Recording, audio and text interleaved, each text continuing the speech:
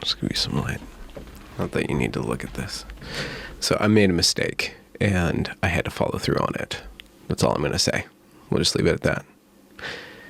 Hello and welcome to Conversations with the Voice of Reason. I'm your host, Benjamin Boyce, and today's conversant is Kenny Xu, who is the author of An Inconvenient Minority, The Attack on Asian American Excellence and the Fight for Meritocracy. This book will be released in July, on the 13th of July in the year of 2021, year of our Lord. Kenny has been following very closely the Students for Fair Admission versus Harvard case, which is some people are suing Harvard because Harvard is discriminating based on race in order to create a balanced or diverse set of students in the student body. Kenny and I talk about that, but we also talk about meritocracy, and we talk about the ways in which Asian Americans have, and especially Asian American immigrants, have come over to America and used a certain value set to establish great lives here. And those values are hard work and meritocracy. And there's something going on within the elite and the progressive side of the discourse that is anti-meritocratic and what I think of as equitocratic or diversicratic. Kenny comes to this conversation incredibly prepared. This is very informative for me, and I know it will be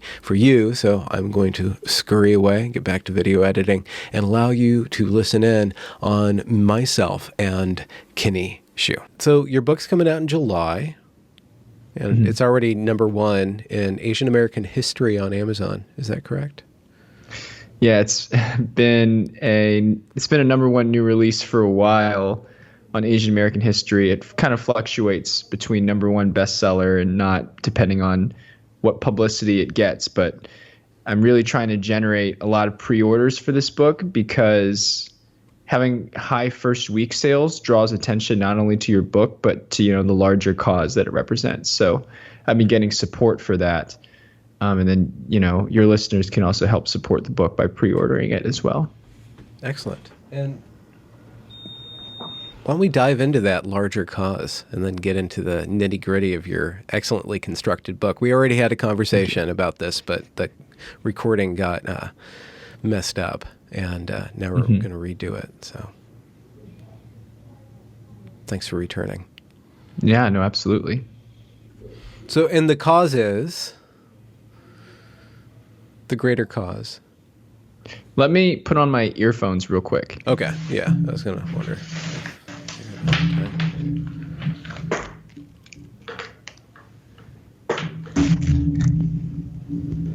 Boom, boom. Boom, boom, boom, boom.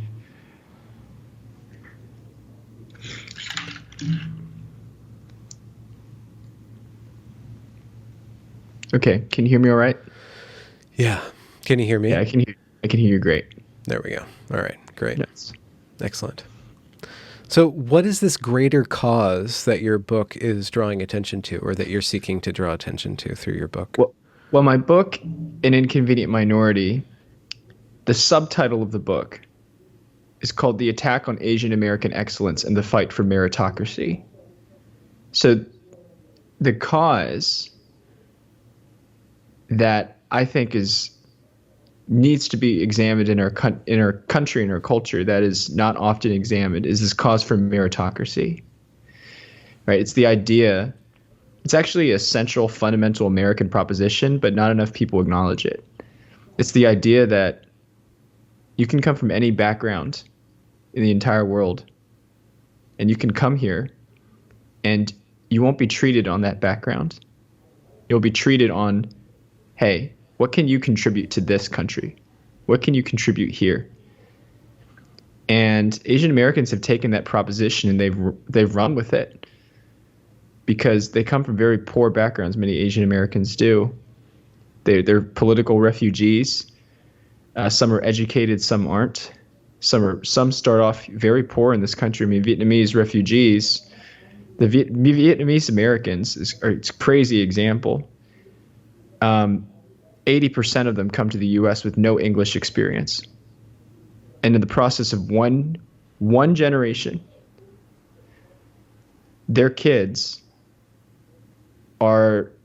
have educational bachelor's and graduate's degrees at a higher rate than white Americans. And I mean, that runs with a lot of these Asian cultures, Chinese, Japanese, Korean, everything like that. And it's actually independent of wealth. Strangely enough, it's independent of inherited wealth, because Asian Americans do not come to this country with a lot of inherited wealth. And so Asian Americans prove at least that one concept in our American culture is still alive and well, and that is that America is still a country where you can achieve if you work hard. And that's something that I'm interested in preserving with this book. Mm-hmm. So with the undermining, I don't know if it's an attack directly or not, but I have seen direct attacks on meritocracy. But with the undermining or the ignoring or the downplaying of the value of meritocracy, what happens to Asians specifically, I guess, as a class, or the immigrant that comes here and starts working really hard? What happens when meritocracy becomes distrusted by the elite institutions? So America is largely meritocracy, I would say, but the exception is the American elite.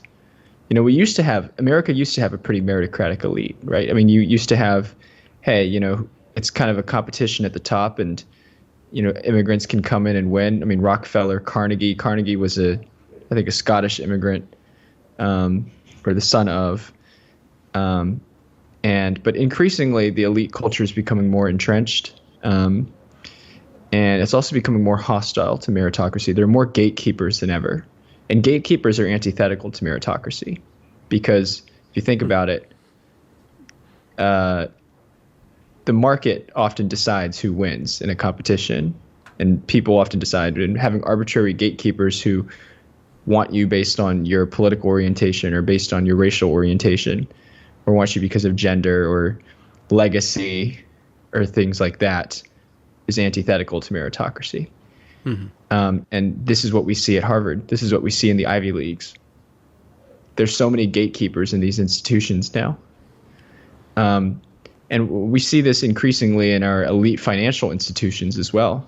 I mean, the corporate recruiters who come disproportionately recruit from a small elite cadre of schools, you know, and it's more about the brand than it is about your actual skills and knowledge.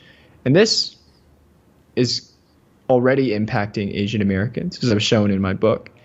Because Harvard, with all of the gatekeepers that it has gatekeepers that want diversity and inclusion. Diversity and inclusion means admitting people who are black and who are Hispanic, but not Asian. And in fact, Asians are penalized even more than whites in the admission process for these elite colleges. An Asian person has 2/3 the chance of an Asian person in the top academic decile has a lower chance than whites in the top academic decile. And an Asian student has 1/4 the chance of admissions as a black student in the top academic decile. Asian students have to score 440 points higher on the SAT out of a 1,600 SAT. That's the equivalent of 2 grade levels higher than a black student to have the same chance of admission as a black student. And all of this compounds to an effect where Asian Americans are routinely denied admissions, even though they're more highly qualified than many of the applicants in these schools. And so it is an undermining of meritocracy, and Asian Americans are likely to suffer. And it represents where our country will go and will treat Asian Americans as the principal meritocracy continues to suffer. What do you mean by that? Where is it heading? Well, it's heading towards this. Well, it's not just at Harvard anymore. It's not just in the Ivy Leagues. They originated it. They started the discrimination against Asian Americans. They think they're doing it for a moral purpose. But now it's leaking to everywhere else in our culture, too. And our elite public high schools, our gifted and talented programs, our magnet schools, Thomas Jefferson High School in Arlington, Virginia, had was the top science and math high school in the nation. It also had 70% Asian Americans in the high school. Then they had Ibram Kendi come speak, author of How to Be Anti-Racist. After George Floyd, he came and spoke, riled up the administration and they passed a new proposal that says we're not going to admit based on grades and test scores anymore. We're going to admit based on a lottery, expressly for the purposes of diversity. And okay, they're going to lower the number of Asians and they're going to raise the number of blacks and Hispanics, but really they're going to raise the number of whites. Is actually the net effect of that. Interestingly enough, but the greater effect is that Thomas Jefferson High School is going to lose its reputation for being the number one high school in the nation. I mean, part of the reason why it is the number one high school in the nation and it's able to foster the extremely accelerated curriculum that it has is because it knows that all of its students are prepared for it. And now it does not have that luxury. I mean, so that's what you lose, and when you try to use policies of diversity and inclusion that put in less qualified people over more qualified people because of racial situations.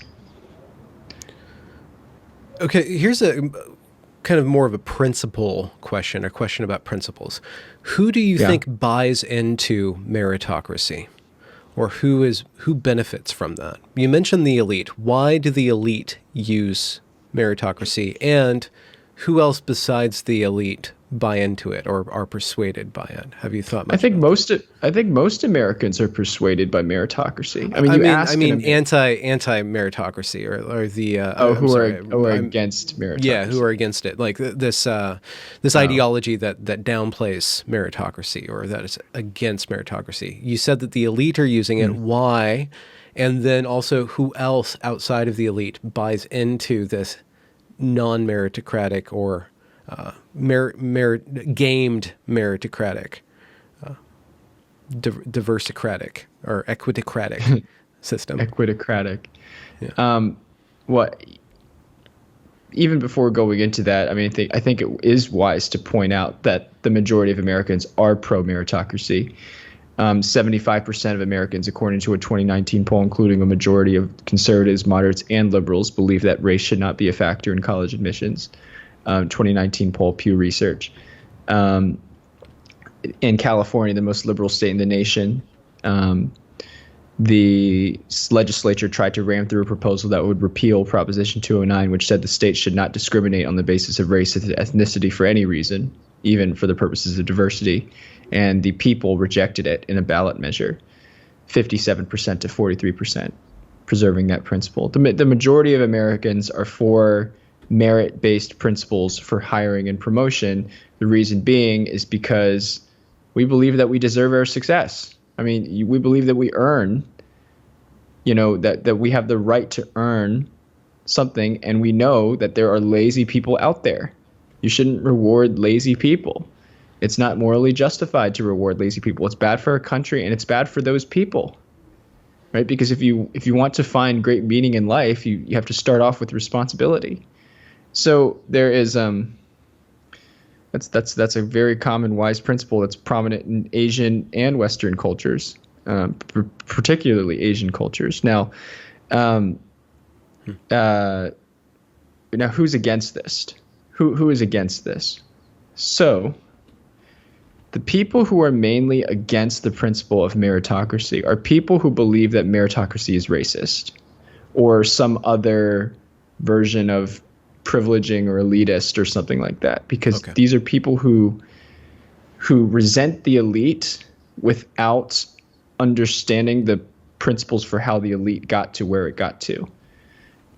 So one common contention among people who do not like meritocracy, who are the people who, like, I would say people in higher education, especially elite higher education, like Harvard, does not like meritocracy. The philosophy professor at Harvard, Michael Sandel, a prominent philosopher today, author of Justice, or sorry, not author of Justice, that was John Rawls. He authored a book called The Tyranny of Merit, where he basically says meritocracy is bad, no one should follow it, and he wants to replace it. So hold on. So he doesn't make the argument that it's imperfect or that it doesn't actually exist. He says that it's actually bad. Meritocracy is actually some sort of... Yeah, meritocracy is actually bad. Okay. The reason, his argument is that in his book, The Tyranny of Merit, his argument is that meritocracy creates the people who are rich have the ability to afford more ways for their kids to become also rich and successful. Yeah. Which it's interesting. It's an interesting argument, and we can break it down more, but I just want to go through the list. People like Michael Sandel don't like it. Prominent Harvard philosopher John Rawls states his first position in a theory of justice is against merit. Basically, he believes that everybody who has been given something gets it from luck. So if you win a 100-meter race, the metaphysical statement about that is you didn't deserve winning that 100-meter race. Maybe you were blessed with good genes or good parenting or good coaching, but you didn't deserve winning that 100-meter race. That's not up to you. That is a result of luck. That is a function of luck. And then, so these are people who philosophically object to merit. But then there are people who politically object to merit. Who think it is actually a racist instrument. Nicole Hannah-Jones from the New York Times believes that we should eliminate all gifted and talented programs. The reason why we should eliminate all gifted and talented programs is because it propagates this false idea that there are more academically talented or advanced students than others. And she thinks that that's bad from an equity perspective, in the sense that if we prop people up who are higher, then we're going to ignore the people who are lower. And she says that that's racist, because the people who are lower are predominantly Black and Hispanic kids who are not being evaluated according to standards, who are not being evaluated according to what they're worth or deserve. So I would say that those are two principal camps of people who are against meritocracy. Mm-hmm. So you mentioned an argument about this cumulative effect or this exponential effect of meritocracy. If there's basically, if we start from zero, if we just do this thought experiment, we start from zero, everybody has the same resources. By the end of the first generation, that equality is already gone. By the end of the second generation, that equality is even more unevenly distributed. So how would you fix that other than constantly resetting things to zero? But you would have to do it. Would you reset it to zero within a month? Would you reset it to zero every 20 years, every 50 years? You reset everybody to zero. You forgive all the debts. In order to create equity, equity can't be stabilized unless you enforce it constantly, because people are always going to be maximizing their resources, or, some people are going to be maximizing their resources. Yeah. Even if everybody started off on the same playing field, it is inevitable that some people will get ahead and some people will fall behind. Yeah. That's just the case. Well, yeah, but then the if you run that simulation over and over and over again, eventually you have a very high and a very low distribution. So there has to be some sort of redistribution so that the people who are born into poverty have a leg up to some degree, right? Or else you're just going to have this infinitely unfair distribution where you have like the super 1% and then a bunch of people below them. So there is some idea about redistribution that spreads the wealth around through, I guess, taxes or through charities or something like that. But I guess the argument would be whether it's voluntary or not, or teaching people having a culture of charity would be one way of doing that, or you have a government that enforces, or some other sort of institution that eradicates disparity completely because it distrusts any inequality whatsoever. Yeah. So you know what the so the argument is at T0, if everybody's equal. At T1, there will be some people who are higher and then some people who are lower, and then T2, you run that simulation again. Those people who are higher, some will go even higher and some will go even lower. The solution to that, there's a couple assumptions with that game, but the solution to that is actually meritocracy, because what happens is because what happens is the reason why people with privilege continue to progress or continue to get even richer multi-generationally is usually as a result of things that are not meritocratic, not things that are meritocratic. For example, rent seeking. Rent seeking is a non-meritocratic principle. It's basically by virtue of you owning this, you you deserve to extract rent from anybody who uses it. And over a long period of time, we see that enables people to keep wealth even when they didn't work for it or didn't deserve it. In Europe, this is very much the case. The richest 300 families in Europe, I think half of them also, or many of them, a significant majority of them, were also the richest families 500 years ago. And in America, it's different because the richest families in America today, just even 2 or 3 generations ago, were nobodies at all, or they were immigrants. Rockefeller came from nothing. Carnegie came from nothing. Bill Gates came from a upper middle class family. But in America, we seem to have this principle that rails against this, which is a largely meritocratic principle, which is the American dream, which is, hey, if you can come here and you can make it in this country.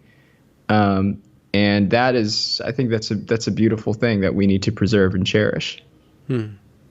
So speaking of your book, The Inconvenient Minority, is it just about merit? Is that like the backbone of it is about meritocracy? And then how do you break that down? Or is that just one? I start off with a pretty blistering attack I start off with a pretty blistering statement about American culture today. And my first chapter is entitled A Broken Meritocracy. And basically it's about how far America has deviated, how far America's elite, in fact, has deviated from the principles of meritocracy that need to be addressed again. And then I talk specifically about Harvard, because Harvard University is the epitome of what is going on. It is the example. This is why there's so much national attention onto this Harvard discrimination admissions case against Asian Americans, because in a way it is kind of the epitome of what diversity ideology it is the meeting point. It is the apex point of the meeting place between diversity ideology and meritocracy. Because Harvard cannot admit more diverse applicants unless Harvard actually cannot admit more diverse applicants unless it admits people who are less qualified. It's basically, if you want more racial diversity, you have to sacrifice some marginal factor of meritocracy. And the meritocracies, as I've said before, Asian Americans are considered a meritocratic minority. This is why Harvard's discriminating against Asian Americans in many senses. They don't like Asian Americans, but also they have to if they want to make room for their preferred minorities. So I talk in depth about this case, and I talk in depth about what the larger implications of this case. If Harvard continues to be allowed to get away with this, imagine if the Supreme Court, which is actually taking up this case this year, imagine if the Supreme Court says that Harvard is allowed to continue to do this, and what that would say about our culture. Then the Supreme Court is basically making an argument that meritocracy is superseded by racial diversity. And I think that has severe implications for our culture. You said that Harvard doesn't like Asians. What do you mean by that? Is it just because they fly in the face of some value, or they're too good, or that's a strong Harvard doesn't statement. like Could you unpack that a bit? Harvard doesn't like Asians in the same way that Harvard didn't like Jews back in the 1920s. Harvard limited the number of Jewish Americans that attended its university 80, 90 years ago, until they were forced to adopt certain reforms. And the president thought that Jews were of ill character, were not reformed well enough or assimilated well enough into civilization to be let in for a university. But Jews were very smart at the time, performed very well, were academically excellent. I think at one point made up, over 20% of Harvard's student body. And the president said, enough. We can't have enough. We can't have too many more of these people, because he thought it would sort of corrupt the character of the university. And I think Harvard had an exclusive mentality then. They have this idea of character and fitness that the Jews didn't fit at that point. And today they have the same ideas of character and fitness that Asian Americans don't fit. Harvard says Asian Americans are fine at this college up to a certain amount. We don't want them to take over our college. It's the idea of taking over a university. Harvard does not want more than 20% Asian Americans in their college. For the past 25 years, Harvard University has allowed 20% or fewer Asian Americans in their university, despite the fact that Harvard's own internal Bureau of Research suggested that if merit-based admissions were the sole principle, Asian Americans would make up 43% of admissions. 43% admissions. And then, and then you ask the question, oh, well, would you want to be in a university with 43% Asians? And then, I casually just remind people, hey, Harvard historically was a university with 80% whites, or Harvard was, and then do we have a problem with that? And people didn't complain then. And then also Harvard now is a university that I think that has a high disproportionate number of Jewish people. Are we not okay with that? At some point, meritocracy is something that you have to stand up for. And so this book is talking about things like that. So just to try to attempt to steelman the argument, and I'm not one that is going to be able to do the best job of this, but sure, just a couple of pushbacks. What if there is a cultural component that, like character and fitness, right? What if, largely speaking, this is not my argument, and this is borderline racist, but this is kind of what they're doing. So I'm trying to understand what they're doing. It probably is actually racist, but who knows what that word means anymore. What if there are other vectors of achievement that they want to collate together into a Harvard University experience? And what if diversity of culture, diversity of other skill sets other than can be tested and quantified through various different metrics like grades and test scores? What if there are other attributes of individuals that if they can bring together this diverse set of individuals, young people, they will actually on a cultural level get a really good experience of difference and just different cultures. And then also, if you bring up, let's just say, underserved groups, and you kind of give them a lift, you make it easier for them to get in, you're also kind of feeding the Harvard elitism, or you might be able to stir up and bring up other communities too, like down the line. You'll have more Black lawyers, more Latino doctors, et cetera, et cetera, et cetera. So could it be the case that there are other things than test scores, and that can be proven quantifiably as meritocratic, that can be balanced with meritocracy or meritocratic principles in order to create something on a larger level, even if it means that it's denying people based purely on merit? So the first thing that I want to address about that argument is that you actually represent Harvard's mentality pretty well. You represent how Harvard feels about this. Harvard would say, well, we want a diverse class because a diverse class helps people. One, that's what they would say. And then two, racially diverse, specifically racially diverse. It's very important to say that. And then two, you are relying upon the argument that Harvard feels like by admitting more people from underrepresented communities, they would in turn produce elites in those communities. So I'm going to address the first one first and then the second one. The first argument is that Harvard thinks that there is that racial diversity or diversity of experience can provide for a greater, more gratifying effect in the student body.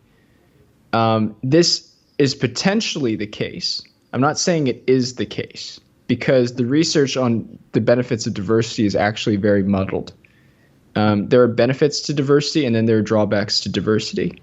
Okay, one of the benefits to diversity when instituted properly is that it can help people, it can bring different ideas to the table and then maybe create greater things. But if diversity is brought in, but one of the people in that diverse class is greatly less experienced and looked down upon by the rest of the group, then the benefits of diversity are often canceled because it's actually stereotypes are reinforced. And so you have to be careful when thinking about diversity because, diversity works best when everybody's on an equal playing field. And then the issue now becomes, well, actually Harvard is not putting everyone on an equal playing field. They're actually admitting people who are vastly less qualified into the same student body as people who are more qualified in the name of diversity. And then also to that point, racial diversity is not the only diversity that's there. And it is a stereotype to suggest that all Asian Americans are faceless math robots. And of course, I think that's what's implied in that statement. I'm not saying you're implying it, but definitely Harvard admissions officers think of it this way. There have been several sources. Some sort of homogeneousness about the Asian class that they don't want to get out of hand. Some sort of homogeny. Yeah. I talk about, in my book, I talk about some of the people who were rejected from Harvard, or actually one guy posed as a white student. And this was during the Harvard admissions case, and he was just chatting with the admissions counselor officer at Harvard, and he asked him about the Harvard discrimination case. The admission officer said, "Oh, well, what these people need to realize is that these Asians, are just lower personality people." So, I mean, it's cultural at Harvard. It's very culturally embedded, this idea that Asians are homogenous robots, even though. Do you know what personality is meaning in that statement? Lower so personality. Harvard evaluates people. Harvard evaluates people on three metrics: academics, extracurriculars, and personality. Academics, Asian Americans perform better than whites, but perform better than every other group. Extracurriculars, Asian Americans perform better than whites, better than every other group. This is all based on public data gathered from the admissions case that anybody could easily look up. And then personality scores. Funny enough, Asians score just as high as whites in alumni recommendations. They score almost as high as whites in teacher recommendations, but they score higher than blacks and Hispanics in teacher recommendations. The objective measurements, Asians are doing just fine in so-called measurements of personality, which are measurements of likability, humor, leadership, charisma, everything like that. But then in the overall personality rating, so odd, Asian Americans score the lowest out of all of the races, including blacks and Hispanics. And it's magically, really funny. Some magical thing happens where the personality just kind of evaporates. Just dissipates, yeah. goodness. It just dissipates somewhere in between the application process and the final review process. The Asian personality just dissipates into the ether. So that's a bias then. It's biased according to whoever's doing these reviews then. Yeah, I mean, whoever's doing the reviews is showing some kind of strong bias against these Asian Americans in their application process. Yeah. And we're not sure. It could be that they genuinely think Asian Americans are this way because of a stereotype, or it could be that they're just using the personality score as a proxy for race. Yeah. And either way, it's pretty cynical and it's pretty bad. That's insulting. It's incredibly insulting. Yeah, this is why so many Asian Americans have gotten really fired up over this case, because it basically feeds into everything every stereotype that they've heard it used against them, for a very long time. And we're supposed to be a country that's progressing against that, but Harvard is reinforcing it in the elite. Yeah. But they will trot out hashtag Stop Asian Hate when it suits them. Maybe I'm kind of straw manning here, but there's just something disgusting about the slander that I see in progressive circles. And by progressive circles, I mean specifically academic programs that, argue that Asians are white adjacent or complicit in white supremacy. And they'll be very derogatory towards Asians. But then when something happens that can be racially motivated towards a Black Lives Matter kind of, cookie cutter protesty thing, then they'll let the Asians back in when the Asians are the victims. But when Asians are the victors, then they're on the bad side of the line. I don't know how you would square that as a community. And I know the Asian American community is incredibly diverse. So it's even wrong to even think of them as a community, but how that community over time, if this continues, won't become more and more resentful towards whoever's promulgating that, which would be the Democratic Party, progressive circles, and then these elite institutions. Well, I mean, Asians, and this is why my book is called An Inconvenient Minority, because Asians are only used in this progressive narrative when it's convenient. I mean, they're used conveniently. When it comes to Stop Asian Hate, Asians are victims. Of course, victims specifically of white supremacy. Forget and ignore the fact that 28% of Asians who faced anti-Asian crimes were targets by Black Americans, and then 25% of them were targeted by white Americans. So they're actually targets of crimes at a higher rate by Black Americans than by white Americans. But of course, it's a function of white supremacy. But okay, so they're victims when it's convenient for them in that case. But in the case of education, they're overworking, they're overachieving, test-taking robots who are white adjacent, right? They're on the side, they're trying to put Asians into a box with the oppressor at that point, which is whites. So this is why Asians inconvenience the narrative, because there's actually truth in both claims, interestingly enough, because Asian Americans have been victims of discrimination in the United States. I mean, Chinese exclusion, Japanese internment, everything that went on there, hugely detrimental to the Asian American groups here. But yet they have achieved in our country. They have a higher graduation rate, they have higher educational attainment, they have higher household income than even whites. And what that does is it puts a big hole in the left's narrative that your race is what determines your ability to achieve in this country, because Asian Americans are a racial minority who have been discriminated, and yet they still achieve. Yeah. Okay. So if we view the Asian American history as a story, it's a success story, despite the discrimination, harsh, on a scale of like mild to very harsh, being interned, they bounce back. As a community, they bounce back. why did they bounce back? What decision did they make as a community in order to go past those discriminations? And could that be used as a model for achievement, or for individuals getting through some sort of traumatic experience? Well, nobody makes decisions. Well, unless I know it's very low resolution. It's pretty loose. It's pretty loose. You're right. I know. Everybody makes individual decisions, but they're affected by their culture. Yes. And so you have to talk about the study habits of Asian Americans. Statistically, this is just true. Asian Americans study twice as hard as the average American, twice as many hours as the average American per week, according to various surveys, many surveys. And Asian Americans have lower rates of crime. They have higher rates of familial stability, higher rates of marriage, lower drug use. And I mean, in some sense, Asian Americans prove the rule. The rule in America is that if you get a full-time job and you graduate from high school and you don't have kids before you get married, you're usually going to be fine.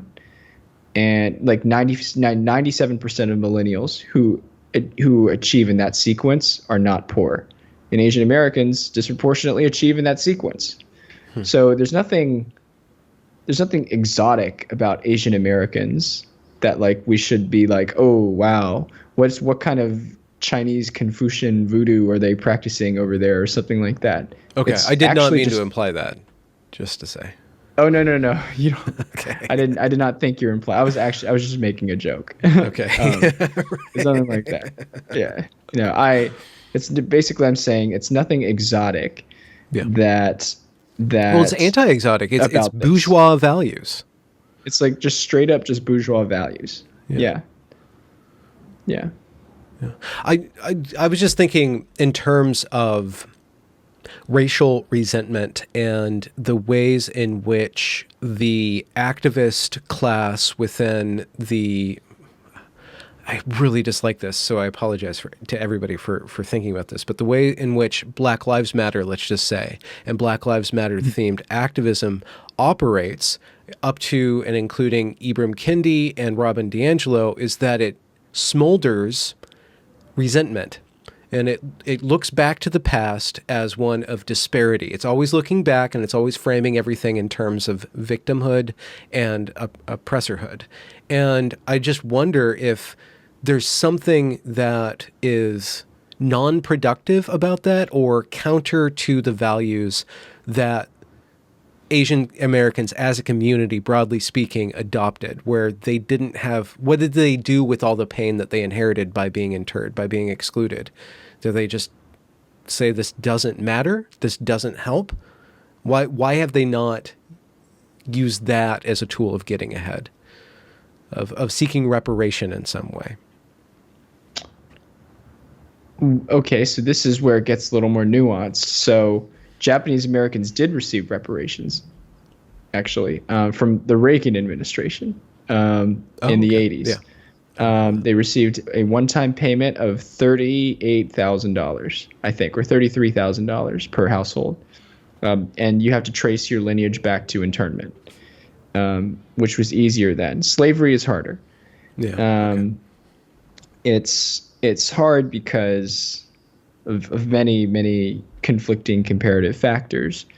But that's only Japanese Americans. So Chinese Americans never got any reparation for the fact that they were excluded and discriminated against and everything like that. So it's a complex, very nuanced story here. Yeah. Japanese Americans were doing well even before reparation, even before they got reparation. So it's not like the reparation caused them to do well.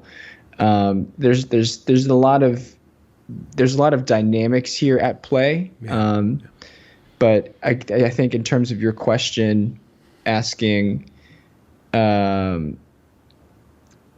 why haven't Asian Americans latched on to the same kind of resentment dealing? In a way, they haven't gotten into politics. They just are not involved in political circles as much as Black Americans are. That is just the case. I mean, Asian Americans are vastly underrepresented in U.S. politics. They also traditionally vote at lower rates, especially first gen, than other Americans. They're just not really part of our political system. This is why our political system on both sides has kind of ignored Asian Americans for a long time. Now, for a while, that was fine. Because it was like, okay, just get along with your lives. Don't worry about politics. Just believe in the American system meritocracy and you'll do fine. And they have done fine. They have done well. But Asian Americans need to wake up, and they need to realize that the tides are changing. These days, if you don't pay attention to politics at all, and you don't see where this country is going, you need to realize that you're next on the chopping block. Asian Americans are next on the chopping block, because the principle of meritocracy is being destroyed by our very eyes, by these Ivy League institutions, by Black Lives Matter and other woke activists, by diversity and inclusion, by the progressive movement. And Asian Americans who do not realize this and do not recognize this, do not wake up and start getting involved more in politics, will find their own futures and their sons and their kids' futures jeopardized. Okay, here's a question to try to expand this a little bit. Why not build another Harvard? And I'm not talking specifically to Asians themselves, but just to everybody who's upset with these institutions, these legacy institutions. Why not build our own? What's missing? If Harvard just says, go away, we don't want you, why not? Are you going to stop being smart? All you're going to lose out is the H letter on your diploma somewhere. I would be I would be more okay if Harvard just came out and said, go away, Asians, we don't want you. Honestly, I would. Because at least we would know, or at least we'd be like, at least Asian parents and our culture will realize, hey, Harvard actually does not really care about meritocracy, does not care about Asian Americans. We can move on. The issue is that Harvard is trying to lie to the public. They're actually just trying to say, oh, we care about everybody. We want diversity and inclusion. We want all of these kinds of things. And they're trying to straddle the line saying we're also the most prestigious university in the world. And they're getting away with it in the sense that it's benefiting them. They have a $40 billion endowment. That endowment could pay for scholarships for 1,000 times the number of students that Harvard does. Does Harvard offer 1,000 times the education that another university could offer, or that your state university could offer? No, it doesn't. It doesn't. It offers a slightly better education, maybe, but it does not offer 1,000 times the education that its reputation precedes them. So Harvard is so the reason why we have to talk about Harvard and stuff like that is because people are not waking up to that reality. That when we give all of this money to Harvard, and by the way, the federal government gives $500 million a year to Harvard University. But if we don't wake up to this reality about what Harvard is doing, then basically a corrupt university with a corrupt admissions process is just going to get more money, and it's not going to be able to accurately carry the responsibility that we've bestowed upon it. Mm-hmm, mm-hmm. We have already made universities that are similar to Harvard. They're similar to Harvard's mission from a research standpoint. Caltech is a really great university. California Institute for Technology has a extremely low admissions rate.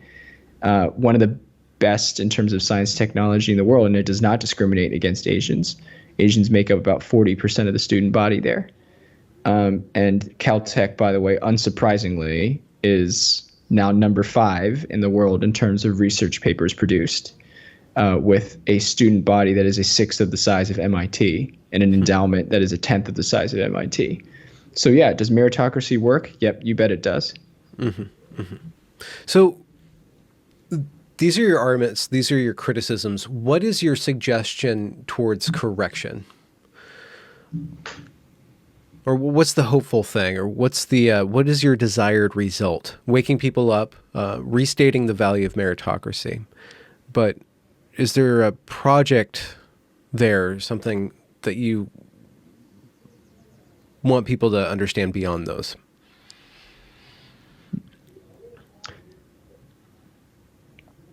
I think with my book, An Inconvenient Minority,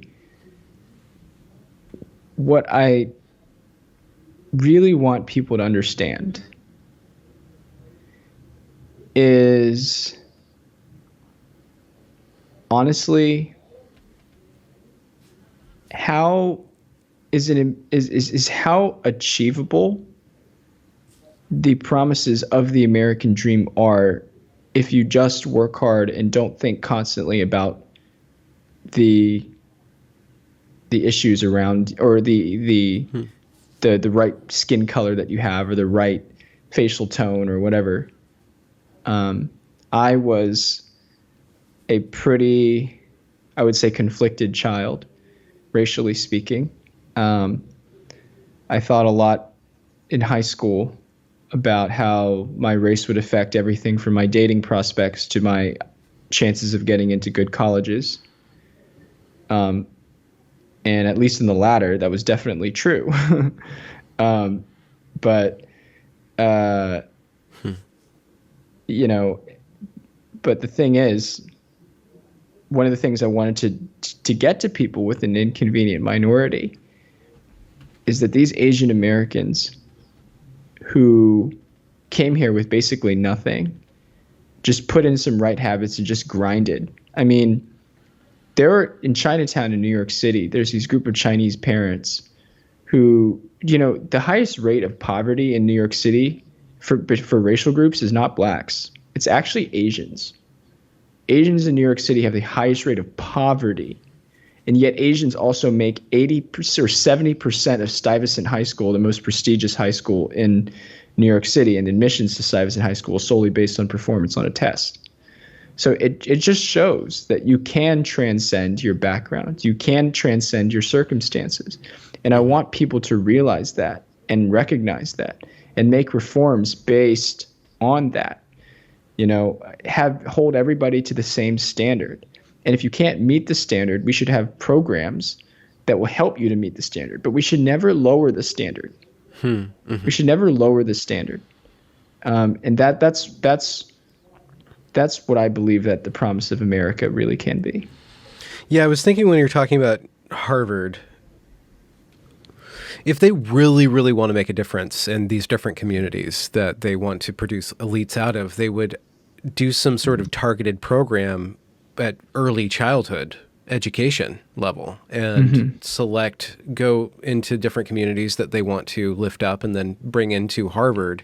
They would supplement the education way down the line and actually bring up those people all the way up instead of, well, they're cheating in a way that the goal is like 18 is where they start. 18-year-olds or 19-year-olds is where they're selecting from that. But that's already too late. There's already too much diversity of outcomes there. So they ignore that, or they futz with the data to make this diverse class. And then what they end up doing is there's a bunch of problems in there. Are you a diversity hire? And a lot of probably, what's it called? Imposter syndrome for the minorities that are let in.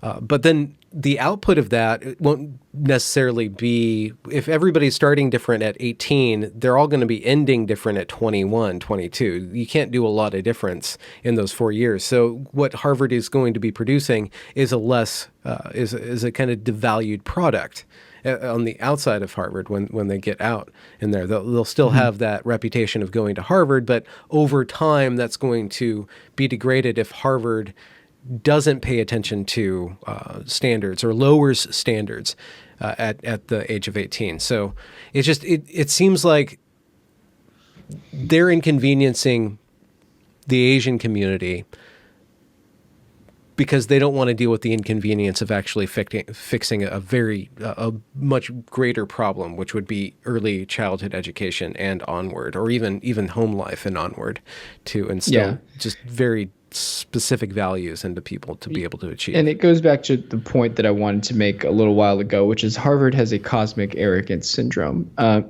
It believes that it believes that it can cosmically erase 18 years of a person's life, and it can rectify, because Harvard sincerely believes that it is a place where the next generation of global elites will go to. In the Ivy Leagues, they all believe the same thing, and they say, well, look at our global elites. We want a diverse range of global elites, so we should create the next generation of global elites, and everything like that. And so that's why they, in a sense, they believe that the Harvard experience could atone for for a person's lived experience prior to Harvard, and that's just not true. It's just not true. 18-year-old kids are going to bring their burdens and everything like that to their college campus and to their student body, and if they're not adequately prepared for that kind of life, they have a high likelihood of floundering. Arcidiacono, 2012 research paper. Not 2012, just recently a research paper showed that Black Americans who chose STEM majors who were admitted into STEM programs that they were not qualified for, had higher rates of dropping out of those STEM programs and choosing a different major. And this is all very sad, because if they were matched with a STEM major that they could and were encouraged to pursue at a level that they were proficient at pursuing, which, by the way, there are many universities in America that can help with that, they would probably have a better rate of graduating and eventually achieving whatever dream they wanted to achieve. And this is why HBCUs graduate higher rates of physicians, doctors, and engineers among Black Americans than places like Harvard and Yale and Princeton, because they actually know what's those experiences and things like that, and these universities don't. Yeah. It seems like the problem with diversity, equity, and inclusion is that it's ham-fisted. It's hamstrung by its moral authority or its righteousness into thinking it's correct and already on the right side of history, but it's very ham-fisted in what it's actually doing. It just seems like it's this culture, equity, diversity, inclusion culture within the elite institutions has fostered just really bad discipline or a lack of discipline and thinking of consequences of really doing the numbers. It seems like they're constantly intoxicated by some sort of moral impetus rather than actually reasoning through how these things actually play out. It seems like they fail not because diversity and inclusion themselves are bad concepts, but because the implementation is just very poorly done. I hate that the word that we have to use is moral impetus, because I don't even think that people want diversity. I think people who are uneducated on this issue believe that diversity and inclusion is a moral issue. But I think the people who are actually out there implementing diversity and inclusion, they have a lot more. They're more cynical motives at hand. Diversity, equity, and inclusion is founded upon the idea that white supremacy is responsible for disparate outcomes in our society. Mm-hmm. It's founded upon the idea of erasing white supremacy, and if Asians, go ahead. And success is a marker of sin on some level. If you are successful, there's something wrong with the system. It's not enough to say that people don't get ahead. It fosters resentment towards anybody who does. It's that Harrison Bergeron, that Vonnegut, it's Vonnegut essay about having to weight everybody down that's strong, make everybody who's beautiful ugly, because it's more about the resentment of the beautiful and the good and the true and the successful than it is about the lifting up of the the undertrodden or underserved. It just seems like that is a tendency. And then they use, in my opinion, they use white supremacy as a guise for despising of success. Because eventually they target everything that's successful. Right, because their definition of white supremacy is actually targeting Asian Americans. I mean, which is crazy. They think in the name of diversity and inclusion, in the name of dismantling white supremacy, they think it's okay to purposefully lower the percentage of Asians at gifted and talented programs. They think in the name of diversity and equity and inclusion, for the purposes of dismantling white supremacy, it's okay to discriminate against Asian Americans in universities. And then later on, they take that mindset over into their industries. Every Fortune 500 company now has a diversity and equity and inclusion component to it, a human resources component to it. And they're taking that ideology with them to Google and to Facebook. And it's wreaking havoc on Asian Americans, and I write about it. I write about the Facebook is 95%. Facebook's software engineers are 90 to 95% Asian or Asian American. Could you imagine? But you know why? Because those are the only crop of talent in the United States right now that is talented enough to be a Facebook software product engineer. And yet at every rung of promotion at Facebook and Google, the percentage of Asians decreases up to senior management, where a percentage of Asians is now less than 20% at Facebook and Google.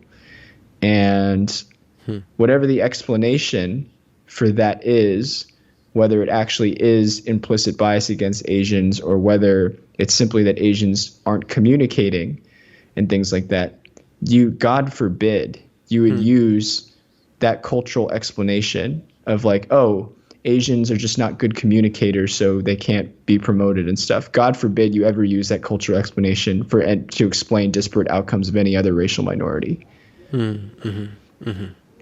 Yeah. The problem with pointing out hypocrisy is that the people who are critiquing or criticizing right now, they don't care a whit about consistency or hypocrisy or even reason and rationality or consistency. They care about winning. They care about implementing a certain worldview, and it doesn't matter the means whatsoever. It doesn't matter who gets thrown under the bus or put on the chopping block, as long as the project is going forward. That woke dominion is proceeding according to their moral impetus. Sorry to use that word again. Yeah. So your book is coming out in July. What other things are you doing that people can access? So you can buy my book, pre-order my book, An Inconvenient Minority, July 13th, and it touches on all of these issues that Ben and I have talked about. The preservation of meritocracy, the role of Harvard and prestige gatekeepers in the elimination of meritocracy in our culture, and diversity and inclusion. You can pre-order An Inconvenient Minority on Amazon, Barnes & Noble, Walmart, everything like that. You can follow me, and you can listen to my podcast, the Inconvenient Minority Podcast, where I talk about all of these issues on race, identity, and culture, not just about Asian Americans. I had on James Lindsay to talk about China. So interestingly enough, I had Chris Rufo talking about critical race theory. And then hopefully I'll have you on at some point, Ben. Oh, okay. And delighted. And then, but yeah, Inconvenient Minority Podcast, you can find it wherever podcasts are found. I'll link the book and the podcast and your Twitter handle, of course, down in there in the description. Absolutely. The socials, always the socials. Yep. Well, not Facebook. I'm just ignoring Facebook's reality. I'm only there for family purposes at this point. But screw Facebook. Yeah. Well, thank you very much, Kenny, for joining me. Absolutely, Ben. You too. And congratulations for reaching the end of the discussion. If you enjoyed it, do be sure to leave a review or a comment or a thumbs up or whatever you need to do to show that glorious algorithm that this is some good stuff. And do be sure to go and check that back catalog, as it is brimming full of fantastic conversations. Links to provide monetary support are down there in the description as well. Have a good night.